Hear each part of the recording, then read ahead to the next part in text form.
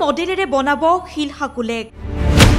কৃত্ৰিম বানপানী ৰোধৰ পৰিকল্পনা চৰকাৰৰ বিলখনক লৈ আৰু কি পৰিকল্পনা কৰিছে মুখ্যমন্ত্ৰীয়ে যোৱা দুটা দিনত শিলহাকু বিলত উচ্ছেদ চলিল মুহূৰ্ততে ভাঙি পেলোৱা হল প্ৰকাণ্ড অট্টালিকা এই উচ্ছেদক বহুতে অমানৱীয় আখ্যা দিলে এগৰাকী উচ্ছেদিত ব্যক্তিয়ে চৰম পন্থা বাছি ললে বুলিও এক খবৰ আহিল তাৰ পাছতে মুখ্যমন্ত্ৰী ডক্টৰ হিমন্ত বিশ্ব শৰ্মাৰ এটা টুইট এই টুইটটো চাই আচৰিত সকলো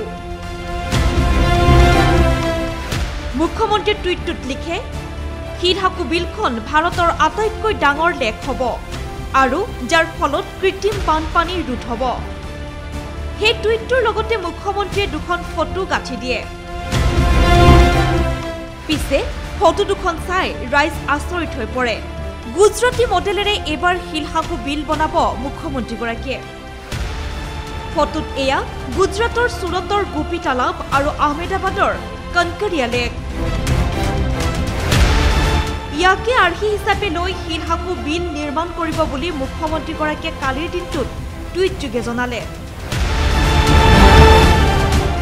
অৱশ্যে এই টুইটটোৰ পাছতে ব্যাপক প্ৰতিক্ৰিয়াৰ সৃষ্টি হৈছে মুখ্যমন্ত্ৰীৰ এই সিদ্ধান্তক মুকলিমূৰীয়াকৈ সমালোচনা কৰিছে ৰাইজৰ দলে ৰাইজৰ দলৰ মতে মুখ্যমন্ত্ৰীয়ে সকলোকে মূৰ্খ সজাইছে শিলহাকু বিলক লৈ কোনো পৰিকল্পনাই নাই চৰকাৰৰ কেৱল ৰাইজৰ প্ৰতিবাদৰ পৰা পৰিত্ৰাণ পাবলৈ দুখন ফটো মুখ্যমন্ত্ৰীয়ে শ্বেয়াৰ কৰিছে বুলি কয় ৰাইজৰ দলে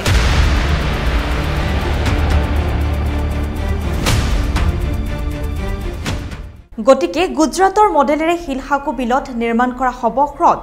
কিন্তু মুখ্যমন্ত্ৰীগৰাকীৰ এই প্ৰতিশ্ৰুতি কিমান দূৰ সত্য সঁচাকৈয়ে প্ৰতিবাদৰ পৰা হাৰিবলৈ এই টুইটটো কৰিলে নেকি হিমন্ত বিশ্ব শৰ্মাই ইতিমধ্যে সমগ্ৰ বিষয় সন্দৰ্ভত ৰাইজৰ দলে অভিযোগ আনিছে কিন্তু কোন সঁচা কোন মিছা এয়া জানিবৰ বাবে আমি কিছুদিন অপেক্ষা কৰিব লাগিব ইয়াৰ লগে লগে প্ৰাগ ফোকাছৰ পৰা মই ৰিম্পিয়ে বিদায় লৈছো আপোনালোকে অধিক বাতৰিৰ বাবে চাই থাকিব প্ৰাগ নিউজ ডিজিটেল